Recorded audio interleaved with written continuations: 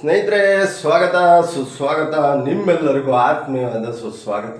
ಇವತ್ತಿನ ವಿಷಯ, ನಮ್ಮ ಹಲ್ಮುಡಿಲಿ ಏನಾಗಿದೆ ಅಂದರೆ, ಹಲ್ಮುಡಿ ಊರೊಳಕ್ಕೆ ಹೋಗೋ ಹೊತ್ತಿಗೆ ಅಲ್ಲಿ ಅದೇ ಪಕ್ಕದ್ದು ಇದರಲ್ಲಿ ಒಂದು ಬಾರು, ಯಾವನೋ ಅವನ ಹೆಸರಲ್ಲಿ ಹೇಳಲ್ಲ, ಬಾರಿಂದ ಒಂದು ಫೋಟೋ ಇದಾಕಿದ್ದಾರೆ 2 ಸೆಂಟಿಮೀಟ್ರು ಇದು ಅಂತ.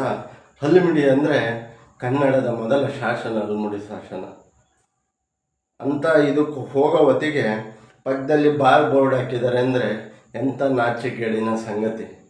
ನಮ್ಮ ಸರ್ಕಾರಗಳು ಯಾಕೆ ಈ ರೀತಿ ಇಂಥವಕ್ಕೆಲ್ಲ ಒಂದು ಸ್ಟ್ರಿಕ್ಟ್ ಆದ ಕಾನೂನು ತರಲ್ಲ? ಯಾವುದೇ ದೇವಸ್ಥಾನಗಳಾಗಲಿ, ಯಾವುದೇ ಮಂದಿರಗಳಾಗಲಿ, ಯಾವುದೇ ಇತಿಹಾಸ ಸ್ಥಳಗಳಲ್ಲೂ ಉಳ್ಳೋ ಜಾಗದಲ್ಲಿ ಈ ರೀತಿ ಬಾರ್ ಬೋರ್ಡ್ಗಳು, ಚಿತ್ರಗಳು, ಬಾರ್ಗಳು, ಕ್ಲಬ್ಗಳು ಇರಬಾರ್ದು ಅಂತ ಯಾಕೆ ಇದು ಮಾಡಲ್ಲ? ಇಂಥ ಸ್ಥಳಗಳಲ್ಲಿ ಯಾವುದೇ ಒಂದು ಮುಜರಾಯಿ ಇಲಾಖೆಗೆ ಆದಾಯ ಬರ್ತಾ ಇಲ್ಲೋ ಅಂತನೋ, ಇಲ್ಲ ಮತ್ತೊಂದು ಮಗದೊಂದು ಬರ್ತಾ ಇಲ್ಲ ಅಂತನೋ. ಸರ್ಕಾರಕ್ಕೆ ಏನಾಗಿದೆ? ಹಲ್ಮುಡಿ ಅನ್ನೋದು ಒಂದು ಇತಿಹಾಸವುಳ್ಳ ಶಾಸನ. ಅದನ್ನು ಎಷ್ಟು ಅಭಿವೃದ್ಧಿ ಮಾಡ್ಬೋದು ಆ ಊರಲ್ಲಿ ಎಷ್ಟು ಇತಿಹಾಸವಿದೆ. ಇದನ್ನು ಟೂರಿಸ್ಟ್ ಪ್ಲೇಸ್ ಆಗಿ ಬಳಸ್ಬೋದಲ್ಲ ಸ್ವಾಮಿ. ಆ ಊರಿಗೆ ಹೋಗಿ ಎಂಟ್ರಲ್ಲಿ ಬಾರ್ ಬೋರ್ಡ್ ಹಾಕಿದ್ದಾರೆ ಅಂದರೆ ಏನೋ ಒಂದು ವಿಚಿತ್ರ ಇದು. ನಮ್ಮ ಕನ್ನಡ ಶಾಸನಕ್ಕೆ ಬೆಲೆ ಇಲ್ವಾ? ಇತಿಹಾಸದ ಸ್ಥಳಕ್ಕೆ ಬೆಲೆ ಇಲ್ವಾ? ಸರ್ಕಾರಕ್ಕೆ ಏನಾದ್ರು ಇದರಿಂದ ದುಡ್ಡು ಬಂದರೂ ಮಾತ್ರ ಕೋಟ್ಯಾಂತರ ರೂಪಾಯಿ ಅಭಿವೃದ್ಧಿ ಮಾಡೋದ? ಇದನ್ನು ಪ್ರವಾಸಿ ಸ್ಥಳ ಮಾಡಬಾರ್ದ? ಯಾಕ್ರಿ ಮಾಡಬಾರ್ದು? ಇಂಥ ಸ್ಥಳಗಳನ್ನು ಹೆಚ್ಚಿನ ರೀತಿಯಲ್ಲಿ ಅಭಿವೃದ್ಧಿಪಡಿಸಿ ಪ್ರವಾಸಿ ಸ್ಥಳವಾಗಿ ಮಾಡಬೇಕು ಸ್ನೇಹಿತರೆ. ಯಾಕೆ ಈ ಮಾತು ಹೇಳ್ತೀನಿ ಅಂದರೆ, ಚಿಕ್ಕ ಚಿಕ್ಕ ಸ್ಥಳಗಳೇ ಇತಿಹಾಸವನ್ನು ಹೇಳುತ್ತೆ, ಹಿಂದಿನ ಕಷ್ಟವನ್ನು ಹೇಳುತ್ತೆ. ಯಾವುದೇ ಇತಿಹಾಸ ದೇವಸ್ಥಾನಗಳಾಗಲಿ, ಇಂಥ ಸ್ಥಳಗಳಲ್ಲಾಗಲಿ, ಮತ್ತೊಂದು ಮಗದೊಂದು ಸ್ಥಳಗಳಲ್ಲಾಗಲಿ ಬಾರ್ಗಳು ಇವು ತಾಂಡವಾಡ್ತಾ ಇದ್ದಾವೆ. ಹಾಗಾಗಿ ಸರ್ಕಾರಕ್ಕೆ ನಂದು ಗಟ್ಟಿ ಮನವಿ, ಇದ್ರ ಬಗ್ಗೆ ಕ್ರಮ ಕೈಗೊಳ್ಳಬೇಕು.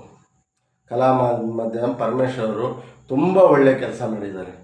ಇದ್ರ ಬಗ್ಗೆ ಧ್ವನಿ ಎತ್ತಿ ನಾಚಿಕೆ ಆಗಬೇಕು. ಇದರಲ್ಲಿ ಹಲ್ಮುಡಿಗೆ ಹೋಗೋ ಇದರಲ್ಲಿ ಬಾರಿಂದು ಬೋರ್ಡ್ ಹಾಕಿದ್ದಾರೆ ಅಂದರೆ ನಾಚಿಕೆ ಆಗಲ್ಲ, ಕನ್ನಡದ ಮೊದಲ ಶಾಸನ ಅಂತೇಳಿ. ಹಾಗಾಗಿ ನನ್ನ ಸರ್ಕಾರಕ್ಕೆ ಮನವಿ, ಇಂಥ ಜಾಗಗಳನ್ನ ದಯವಿಟ್ಟು ಅಭಿವೃದ್ಧಿಪಡಿಸ್ಬೇಕು. ಆ ಒಂದು ಅಭಿವೃದ್ಧಿ ಆ ಊರನ್ನ ಒಂದು ಏನು ಸಿಸ್ಟಮನ್ನೇ ಚೇಂಜ್ ಮಾಡುತ್ತೆ.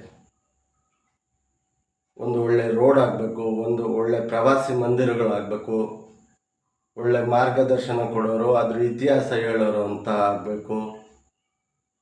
ಸರ್ಕಾರದಿಂದಲೇ ಘೋಷಣೆ ಮಾಡಬೇಕು, ಇಂಥ ಸ್ಥಳಗಳಿದ್ದಾವೆ, ನಮ್ಮ ಸ್ಥಳಗಳು, ಇತಿಹಾಸ ಸ್ಥಳಗಳು, ಇಲ್ಲಿಗೆ ಹೋಗಿ ಭೇಟಿ ಮಾಡಿ ಅಂತ ಎಲ್ಲ ಸ್ಕೂಲ್ಗಳು ಆದೇಶ ಹೊರಡಿಸ್ಬೇಕು. ಅದನ್ನು ಬಿಟ್ಟು ಹುಚ್ಚಾಡ್ಕೊಂಡು ಇವರು ಜೀವನ ಕಳೀತಾ ಇದ್ದಾರೆ ಹೊರತು ಇಂಥ ಕ್ರಮಗಳಾಗ್ತವೆ. ಪರಮೇಶ್ವರನ್ನು, ಕಲಾ ಮಾಧ್ಯಮದ ಪರಮೇಶ್ವರನ್ನು ಮೆಚ್ಚಲೇಬೇಕು. ಇದರ ಧ್ವನಿ ಎತ್ತಿ ಇವತ್ತು ಅದರ ಕ್ರಮವಾಗಿ ಆ ಕೆಲಸ ಆಗಿದೆ. ಹಾಗಾಗಿ ಇಲ್ಲಿಗೆ ಈ ವಿಡಿಯೋ ಮುಗಿಸ್ತಾ ಇದ್ದೀನಿ. ಯಾವುದೋ ವ್ಯಕ್ತಿಯವರು ಯಾರನ್ನು ತಗೊಳ್ಳಲ್ಲ, ಇದು ಸತ್ಯದ ಪರವಾಗಿ ಅಂತ ಹೇಳ್ತಾ ಮುಗಿಸ್ತಾ ಇದ್ದೀನಿ. ಜೈ ಶ್ರೀರಾಮ್, ಜೈ ಜಗನ್ನಾಥ್, ಜೈ ಸಂಗೊಳ್ಳಿ ರಾಣಿ.